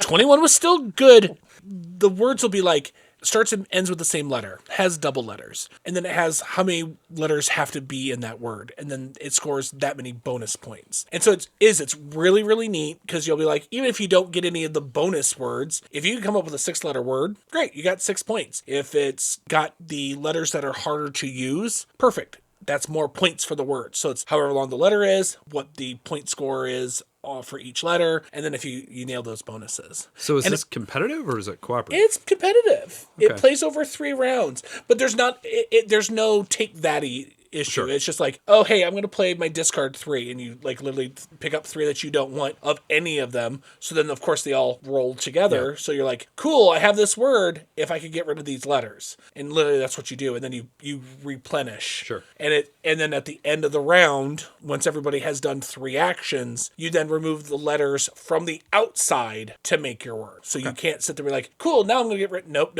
You have to have the word in the center of the boat. It's really neat. It's crazy, but me and my word games, I like it. I want to play this as like an alphabet soup type thing. Do we need Joel McHale? We all have alphabet soup, like actual alphabet soup in front of us. But yeah, so 3 shelves. Nice. All right. Jason, what do you got? Well, I haven't done table, shelf, and trade, so I wanted to go ahead and have one of each just to go ahead and have an equilibrium. And I will go ahead and start off with the bad because I want to end with the good ones. Lucky enough, since we are down in the Theater Geeks dungeon, I have all of them right here to be able to go and pull out. My trade was a game that I picked up just off a happenstance in our local game shop. It's called Salvation Road, and at the base of it, it's an old Van Ryder game. Yes, it's a very old Van Ryder game. It's been out for quite some time now. I don't have the exact copyright, but essentially what you're doing is it's post-apocalyptic. You're trying to gather different resources, fuel, bullets, food, stuff like that. You do have different events that will go ahead and come through that are going to either leech them from you or injure you, or bandits will go ahead and come through that you have to take out to be able to make it. Essentially what you're trying to do is to garner enough of these resources to be able to go down Salvation Road and reach the town of Salvation before the nuclear power plant goes off. So the hard part about it is at its base, there's a lot of other games that are very similar to this. The only aspect that makes it more or less unique is the end game is once you think you've had enough or you run out of time, you decide to go down the road. So you're taking your caravan, you're going down this road, and you have no idea how many of what resources on each stop of the road you need to give up. So as you're going down this road at the very end of the game, you have to give up so many bullets here, you have to give so many food here, so many fuel here, and then when you reach Salvation, you have to go and make sure you still have enough resources to get into Salvation. So I've had a lot of playthroughs of this with different groups, and most of which have played board games ad nauseum at this point. And there's really only been, I think, 1 or 2 solid victories that have come through. There's been a lot of losses and a lot of just, all right, yeah, I think we have enough. We can go ahead and come through, or we only had maybe 1 more turn left to go and do it. So we're like, let's just go. Again, is this cooperative or competitive? It's cooperative. Wow, it does not sound like it. It doesn't sound like it by any means, but it is one of those games that you're trying to do so, it falls flat. There are so many other games that have a very similar kind of feel to it where you're playing a special character that, everybody has kind of their own special thing, which is cool. But it just doesn't work out. I've played it so many times and The next one I'll go ahead and bring up is going to be my table. I got to go ahead and pick it up just this last year. It is an IP. A lot of the games that have come from the company I'm about to bring up, because they have a lot of IPs that they get the rights for, but when they bring the game out, they're like, all right, we can probably kind of make this work to go ahead and go into this game, and people are going to buy it because it's really popular, so-and-so. It's a theme first that the mechanisms don't match to. Exactly. Sure. So they have this whole game made together, and then they just kind of like try to shove the Play-Doh of the IP into the game to make the mold work. A lot of them just kind of fall flat. This game is actually called Cowboy Bebop Space Serenade. It is a game that just came out. I believe it was Gen Con 2023 that I got to go ahead and try it. I brought it out to table with our buddies from Theater Geeks, got to play it a little bit, and I know that Scott had different feelings about it because of one of the characters. He gave me a face when you looked away. Yeah, I know. Well, and it's one of those things that unless you are familiar or are a fan of the IP of Cowboy Bebop, it's probably going to fall a little flat for you. What you get to do in this game is you get to play as the 4 main characters. Each of them have different abilities, and they have a different set of cards that really just sing with them. There is a general market that will have different cards for each person. The cool part that really makes it sing with Cowboy Bebop is they have a lot of cards that will have synergies with different players. So even though the market may have a Fey card, there may be one at the bottom where if Spike picks it up, he actually gets to have a extra benefit for it, because in so many of the episodes, there are so many different ways where they're trying to go after these different bad guys and trying to get these bounties, and one person will go ahead and harangue the other one, and this person will go ahead and be an obstacle for this one, and it's just this big carousel of crazy until somebody actually bags the bad guy. Mm-hmm. They really go ahead and capture that in this game. There is some inequality when it comes to the power of each player, but I also think it definitely has to do with how well you can play that. It really does sing for the IP. It makes me feel like we're kind of part of Cowboy Bebop. But why it's a table is because it's really only for like the niche fans. And I think that's why they are going to appreciate it. So I do keep it in my log, but it's really only coming out for people that enjoy that genre. Everything I've heard about this game in the past has been very much, if you're a hardcore Bebop fan, you'll enjoy it. Otherwise, don't even bother. It's a niche game, but that's why I put it as more of a table for me, because it is one of those things that unless you like that IP, you really like what Bebop does, it's going to fall flat for you. Yeah. Now, my shelf, while I am very theme heavy, This is one that I've had for quite some time now. It actually is the same type of thing that happened for Salvation Road. It was the same place from the local game store that I picked it out of, but I picked it up because I was so into this IP at the time. And again, it's kind of timeless. One of the nice parts about this one that separates it from Bebop and whatnot is that regardless of if you like this IP, you can still have fun playing the game. The game that I'm talking about is going to be Firefly Adventures. This is not the Gale Force 9 big pick up and deliver game. This is the small Gale Force 9 Firefly game. Yes. This is going to be a much smaller one where you're not actually going from, say, ship to ship, going from world to world, doing different things. You're not playing Mailman, which is essentially what the other game was. This one is Firefly Adventures, Brigands and Browncoats. Instead of having that crazy multiple world type scenario, this one is on the ground. The characters are going through different missions. Each character has their own cool thing that they can do. You get to play all of the pinnacle characters from the show. And they have a very neat aspect of you're building all of these different boards based off of essentially the same few boards, but they have three-dimensional boxes that you get to go ahead and move around, and it really changes the adventure every time you do it. Gale Force 9 does really strong productions. Yeah, the production value in this game is awesome. It's the biggest thing that really drew me right off the bat. And looking at the back of the box, you can kind of go ahead and see the cool parts that will give you this idea. Interesting. Okay. Yeah. And so that part's kind of cool. It does go ahead and have that space western, but also still industrially cheap mentality to it. Like when you said boxes earlier, I mean, they literally look like essentially little cardboard shipping containers that are decaled on the side. That's exactly what they are. Yeah, it reminds me of like those play sets I played with when I was a kid, like my farm sets and everything. Yeah. Yeah. So you have multiple versions of these where you have all of these different shipping containers, and they have different interiors where you can go into. You put them different ways, and essentially you have multiple episodes that you get to go ahead and play. The nice part that I really enjoy about the game is there are so many people that love Firefly, and they will absolutely have a blast doing it. But if you don't like Firefly, it's pretty okay. A thrilling recommendation. This game, pretty okay. I mean, like, different from Cowboy Bebop, where if you don't like the IP, you're not going to enjoy Space Serenade. With this one, you can still enjoy doing all of the episodes because you don't have to go and have the history of the characters to go ahead and do them. You can go ahead and see the characters, what they do, kind of like Gears of War, where they all have their cool little id, and those characters can go ahead and sing. So you can pick out a character, really have a good time with it, and really just roll and punch things. I mean, I am not a fan of this IP at all, but you know me. There's only one game out there specifically that I will not play or try, and that's Tanto Cuore, and I'm sorry, but no. But otherwise, yeah, I mean, it sounds like a lot of fun. It is a good one. Firefly Adventures, Brigands and Browncoats. Nice. So I have, like I said, I've only brought two because one, there's a lot to say about it, and I think if you've been following along with us on Blue Sky, you'll know that I've been talking about this quite a bit. The other one we're going to start with, though, and ironically, same designer as Cowboy Bebop.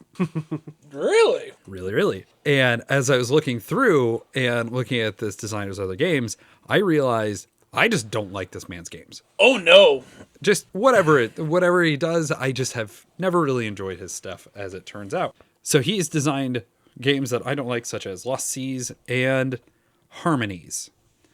Harmonies has been all over the place. All over. Everybody's loving on it. And everybody's saying it's killing Cascadia, kills Cascadia. Guys, this replaces Cascadia. First of all, that is the wrong comparison. It's Calico, not Cascadia. And this isn't like the blooper reel thing. Like Cascadia, we've talked about it at length. We have a full little mini episode about it. But the reason that I love Cascadia is your board grows. You have flexibility to expand as you need. This is very much the Calico process of you are shrinking inward.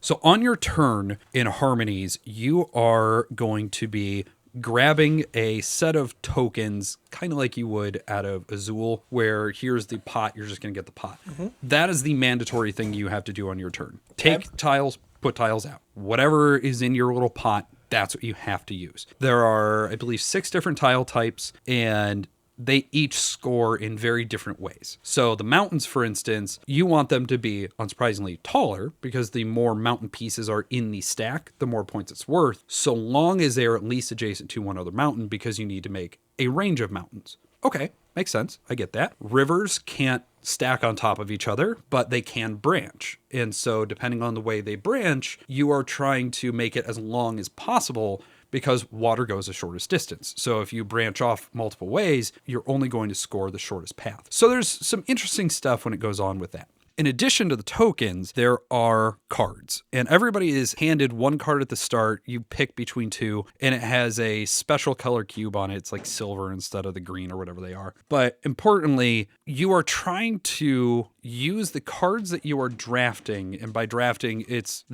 actually like Verdant, but neither of you have played Verdant, so that's not helpful for you, where you are going to take the card, and that is going to give you more cubes that lead into scoring patterns. And if you are able to stack these tokens in the right way that the card shows, then you get to put a cube out on one of these stacks in a very specific spot. It does have this neat mechanism where you can essentially use a scoring group as kind of a pivot. So if you're able to keep making the pattern, you're able to keep putting more cubes out off the card. And the more cubes off of a card, the more points the card is worth at the end of the game. Mm-hmm. It ends similarly to Calico in that as soon as you only have 2 spaces left open or fewer, everybody gets one more turn, game's done. Okay. I can't stand it. I don't like it. And I really don't understand why people say it is better than Cascadia when it really is a complete opposite of it. Yeah. I think it is better solo than it is multiplayer. I have played it 1, 2, 3, and I believe 4. And one of the problems I have with the game is, unlike a game like Azul, where your token draw pile is going to be gone through. You have to go through all of them. The little pots of tiles to draw from in Harmonies, they just may not refresh. Because if Scott takes this one group, those 3 tokens will be replaced. And maybe those are the ones I need. Which means that when they come out, if Jason takes that same one, we essentially have 4 sets of tiles that mean nothing. So that's already a bummer. Then you have the problem that I have with Calico. Your cards, you are allowed to have 4 of them. And until all the cubes are off of a card, you cannot take more. You can't just be like, I'm done with this one. You have to get all the cubes off of them so that way you can grab another one. If the tiles aren't coming out right, or like, say, Scott, you're working on just mountains and rivers, and you're the only one, you're going to have a much easier time, because if Jason and I are both going off the ones that need buildings and fields, the red and yellow tiles are going to be a real fight with who's able to get them. Gotcha. And so the tile groupings don't refresh well enough, and maybe there's not enough of them. Maybe they're just not coming out by the end of the game, because a player that's playing rivers, you're going to be covering your board much faster than somebody playing mountains. Now, you're going to be able to pivot and play with multiple terrain types, but again, you have a very narrow board that, like Calico, the shape of it does not change, and so you only have so many turns. Maybe if you're playing for the buildings or for trees, you can stack pieces in a right way, but if the tiles don't come out in the right way, you have to use every tile. You can't throw them away. And there's no mitigation the way that Cascadia does of, I'm going to use the tile I got from a Keystone token and I get to split my pick. You just have to take every tile. The game, thankfully, is fast. I don't think it ever lasted more than 15, 20 minutes. And the production on it is nice. The tiles are chunky and all the things. I don't like it. If I'm going to be playing in that space, frankly, in that one, I'm going to be playing Calico for all the reasons we've talked about it. I will prefer to play Cascadia for all the reasons we've talked about that. I don't get the love for the game. There's all the issues I have with Calico are compounded on this one, because now you're adding in stacking and verticality and, oh my God, I knocked that token off. Where did that come from? In the other games, if things get messed up, you can figure it out pretty easily. If your Harmonies board gets knocked, just restart. Yeah, I played on BGA. Did not enjoy it. That would be a killer for me. I'll be right out there. If you could knock it down and it ruins the game, I'm over it. Played on BGA, and I think I got, because I was playing solo, and I think I got about 2 or 3 rounds, and I was just like, nope. I gave the game, like a dozen plays or something, because again, people talked about it enough, and it is a fast enough game, and I played at all the player counts. I played some of it on BGA, and it just, it is a hard trade for me. I don't want to play it. There are many games that would replace it that I would rather play instead of it. Like, if somebody puts on the table and says, hey, we're going to play this, fine. Like, I don't want to. Is there anything else? I don't say that very often, and I really don't like harmonies. The fact that you sat there and said that you would rather play Calico spoke volumes. That's a statement enough. Because, Yeah. I mean, we had a whole segment of just the difference between Calico and Cascadia where we were sitting on opposite sides talking about it. Yeah. The fact that you're like, yeah, I'd rather play Calico. That's huge. Yeah. No, but I think that's the other issue with the game is it is impossible to play it and not compare it. Oh, yeah. Like, I can't talk about Arc Nova and not say, oh, but it stole the scoring track from Rajas of the Ganges. It did. Like, it's just one of those, nothing it does is unique, and the melange that is there, I don't like. Yeah.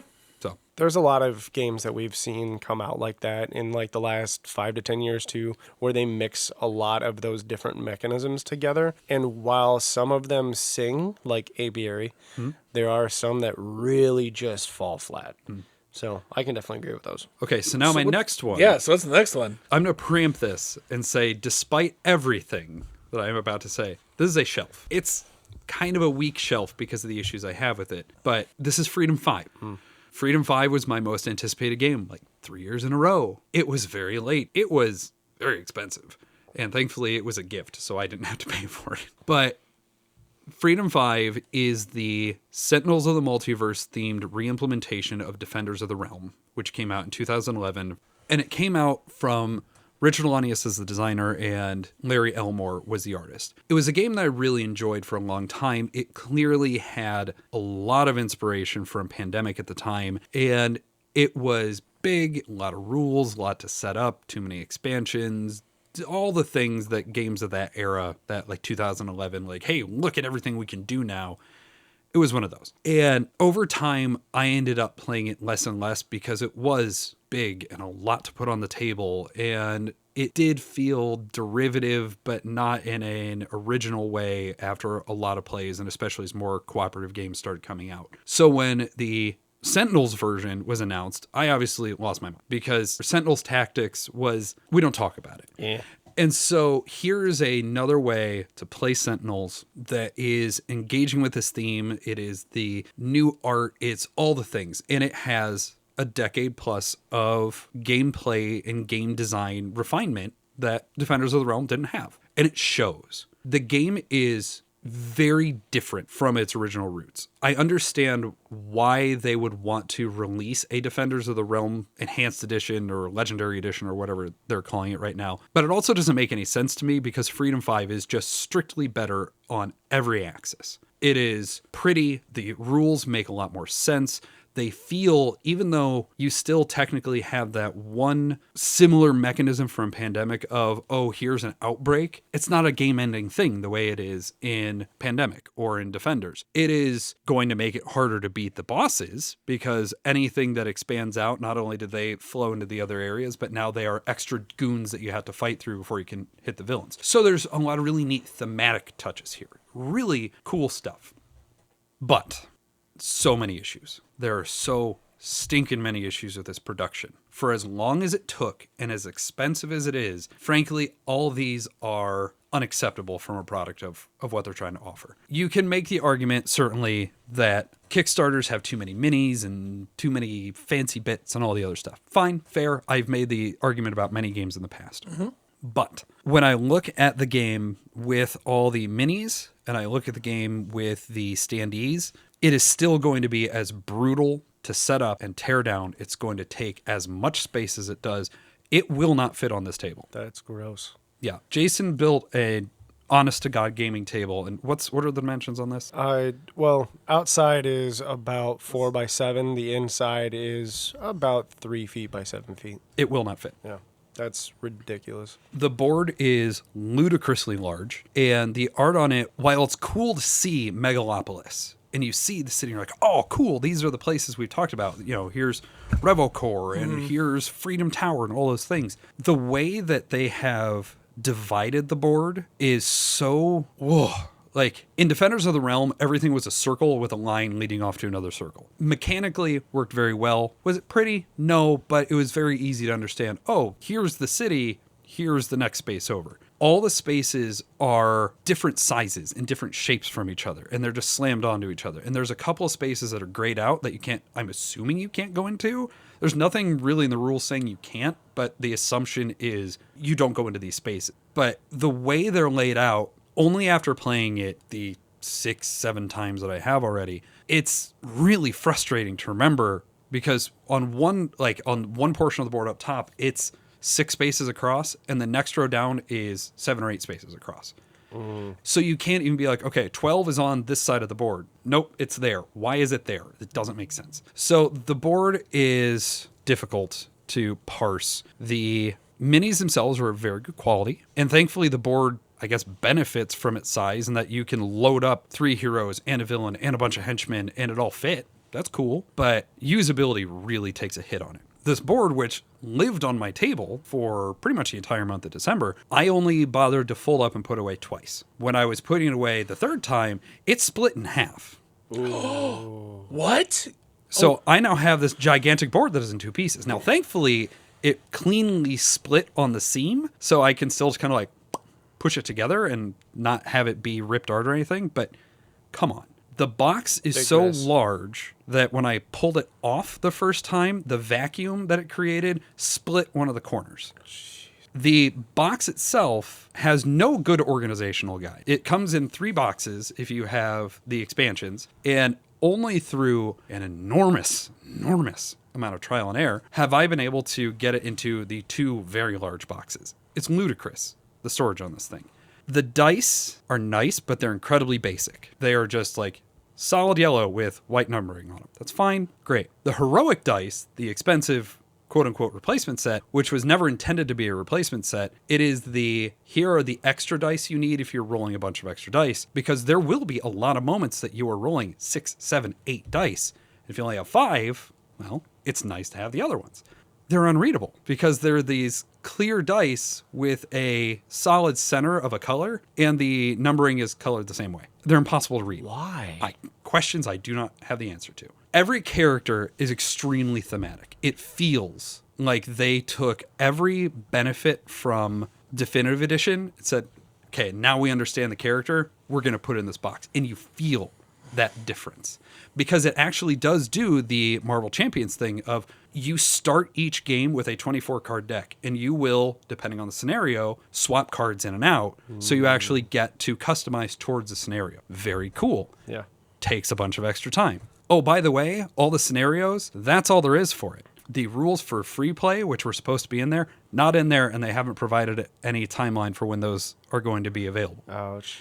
So I really hope, you're going to have some variance because you will pick some villains at random, but it's still within the confines of whatever the scenarios are. Right. If you only have the retail box, you only have the first scenario comics. So you only essentially have 4 different storylines in it. Oh. If you got the big Kickstarter stuff with all the expansions, you have like 18. But,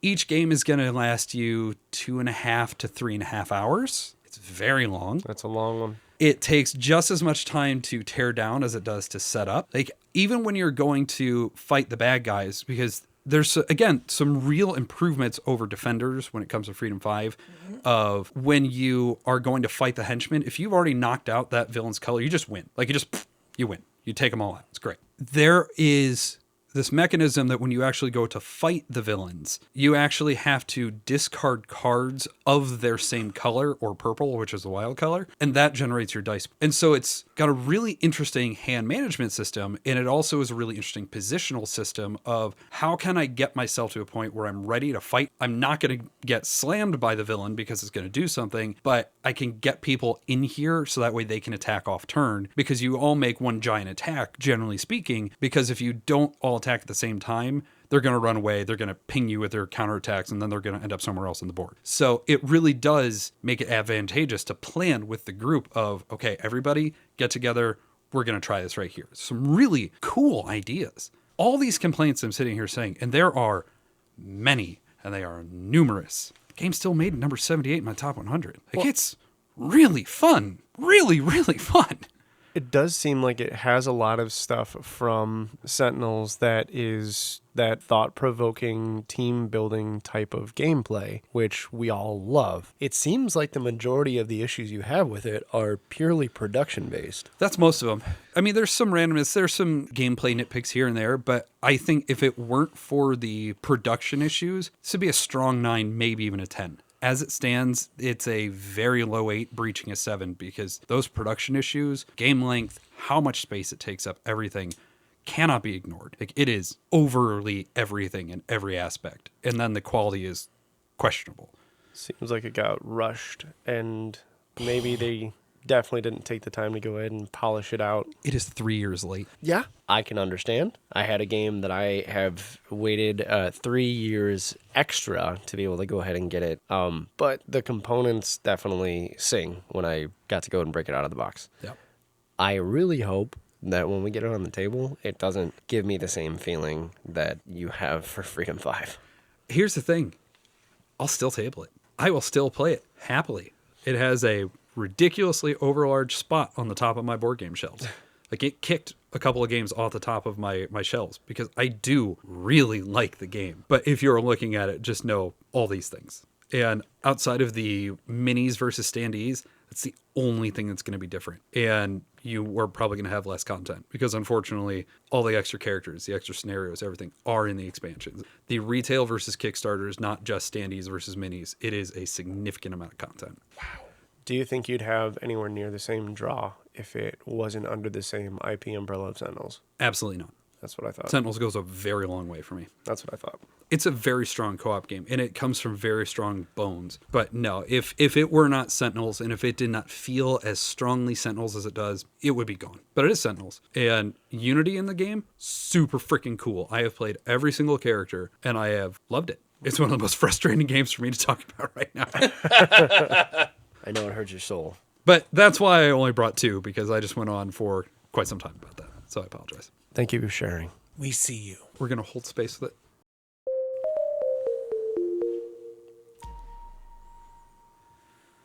It is very late, so let's make this one a little more abbreviated. So our rotating segment this week is the archives. We're looking at a game that is 5 years old or more, which means at this point, games from 2020 are now accessible because it's 2025, y'all. Yeah, oh, God, technically.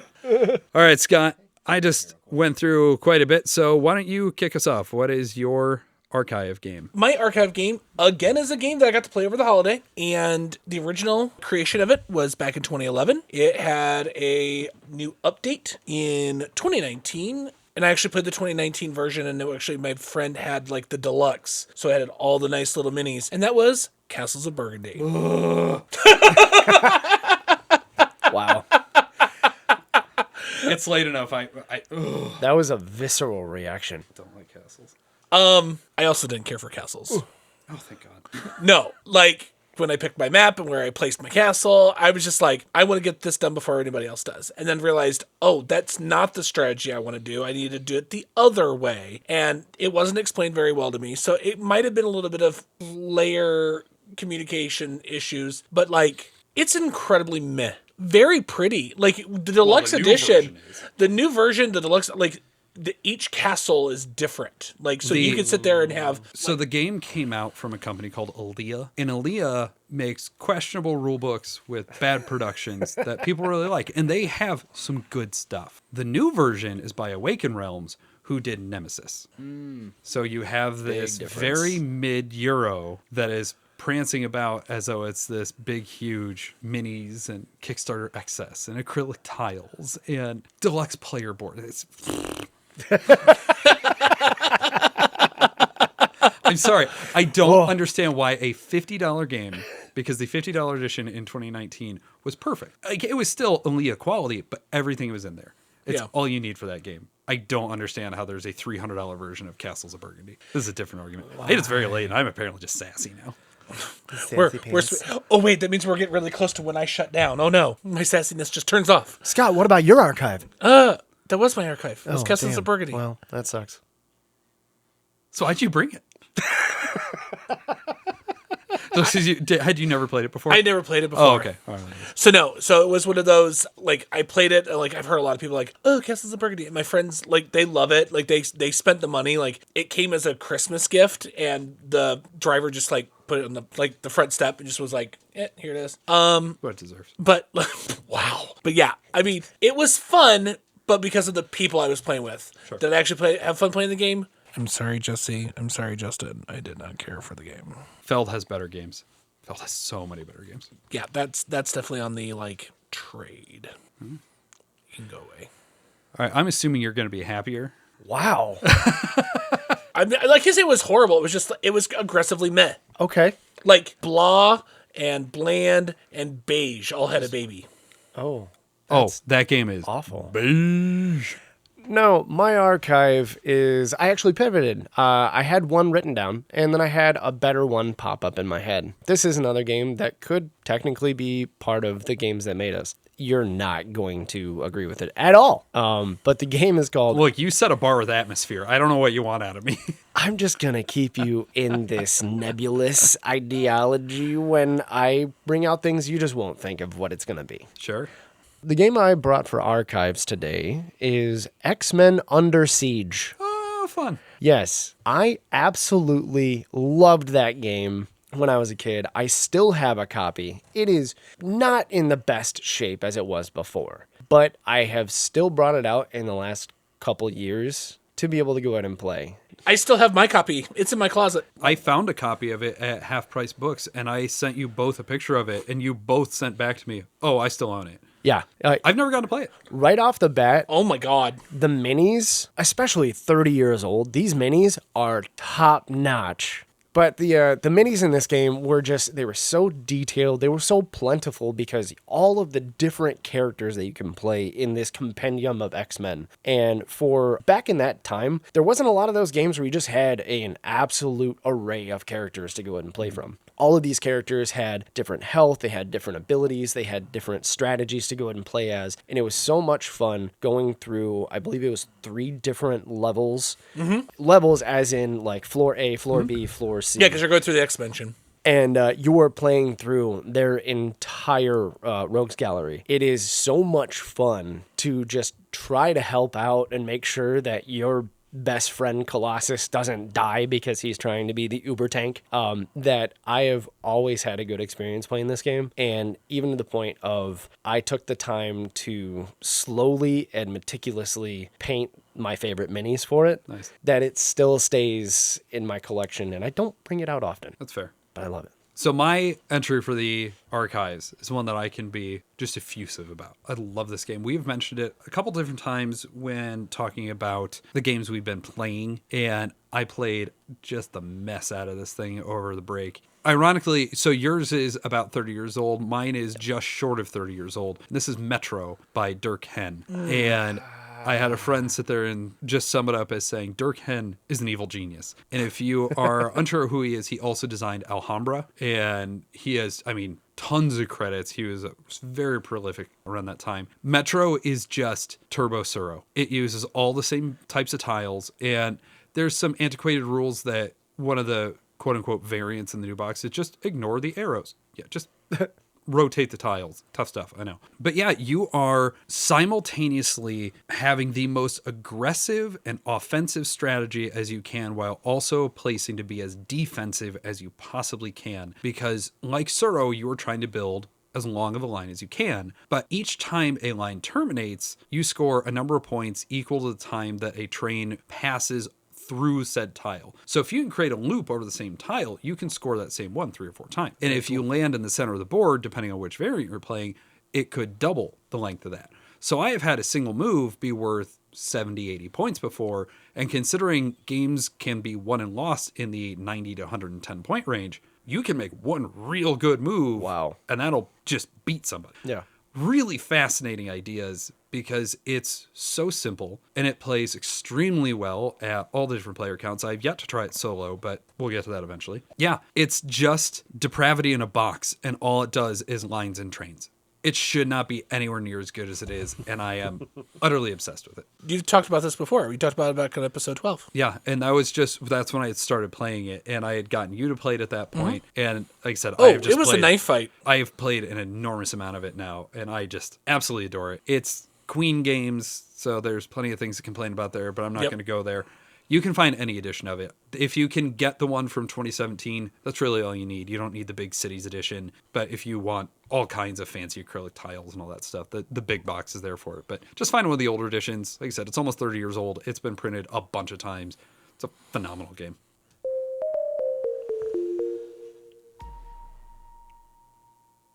Thank you so much for listening to us. If you'd like to get in touch with Scott and myself or any of the other theater geeks in relation to Board All the Time, you can hit us up at boardallthetimegaming@gmail.com, on Blue Sky at boardallthetime.bsky.social. You can visit us on our website, boardallthetime.com, where we have a newsletter sign up, feedback form, archive of our episodes, and links to all of our social media, including our Facebook page. You can also join us on our Discord. The server link is in the episode notes. And finally, we'd like to ask that if you enjoy our episodes, please give us the like and follow us on your platform of choice. We know you hear that a lot, but after doing this many episodes, we really do now understand how important it is to help the show grow. Regardless, thank you again for listening, and we'll see you on the next episode. At this time, we'd like to thank our sponsors. Do you like shiny math rocks? I like shiny math rocks. Go to Robin's Nerd Supplies and use the code TheaterGeeks and receive 10% off your order. Links to the website is in our episode notes. Also, we'd like to thank EcoAll Press, a local printing company here in the South Bend area. Happens to be a union shop, and they do everything for your gaming printing needs. And what's so nice is that they're environmentally friendly. You will also be able to check them out in our episode notes.